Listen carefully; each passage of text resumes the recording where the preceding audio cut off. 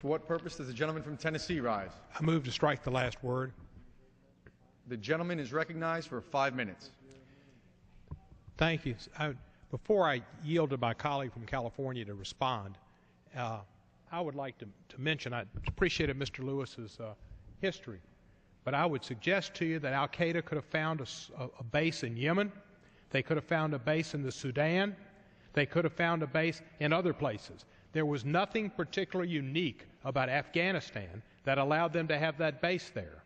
The fact is, we went into a country to fight al-Qaeda who was all in the mountains in Pakistan, and even in the cities in Pakistan, probably with the knowledge of the Pakistani government. And we've wasted a lot of lives in an area where we didn't need to be, because that war will continue.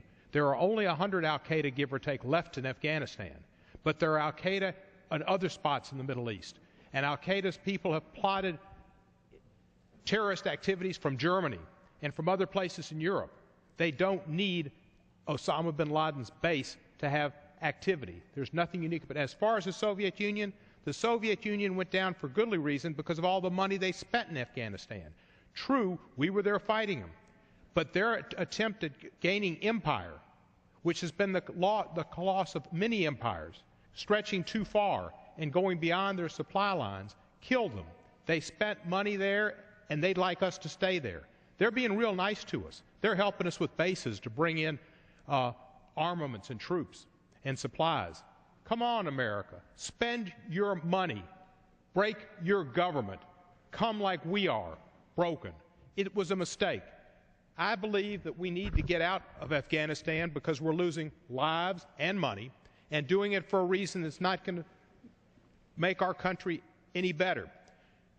Mr. Lewis talked about strife in places in Afghanistan. I'll tell you about strife in the United States of America, in my city, in Detroit, in Philadelphia, in Boston, in Chicago. You go to the inner cities in America and you'll see people without hope and without opportunity. That's where infrastructure needs to be built. That's where education needs to be affirmed.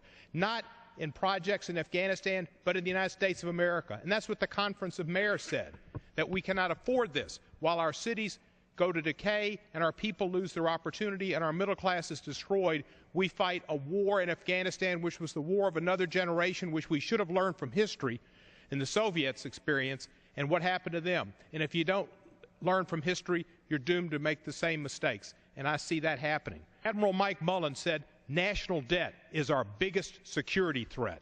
Admiral Mullen, national debt is our biggest security threat. He said at a breakfast recently, just last month, in a tribute to the troops, that is the biggest problem we have. And when you have a security debt, like a problem like that, and that's a security interest, you go to your biggest spot where you can save money is this defense budget. In this war that is draining and has cost us so much, Afghanistan and Iraq. Mr. Garamendi, I'd like to yield to you because there were some things addressed to you. You don't want, all right, I'd yield to, all right. But I have some amendments coming which I'm going to offer that would reduce the amount of money we spend with the forces and also the amount of money we spend with the infrastructure and the development there in Afghanistan. The fact is, just like in Iraq, we put in equipment and buildings and then we leave and they don't have the ability to maintain those buildings or maintain that equipment, and it goes to waste. We don't need to be wasting our resources, leaving them there where they will just go to waste. We need to spend those resources in America and create jobs in America and hope and opportunity for America. And I'd like to yield whatever remaining time I have. Well, I thank the gentleman for his comments.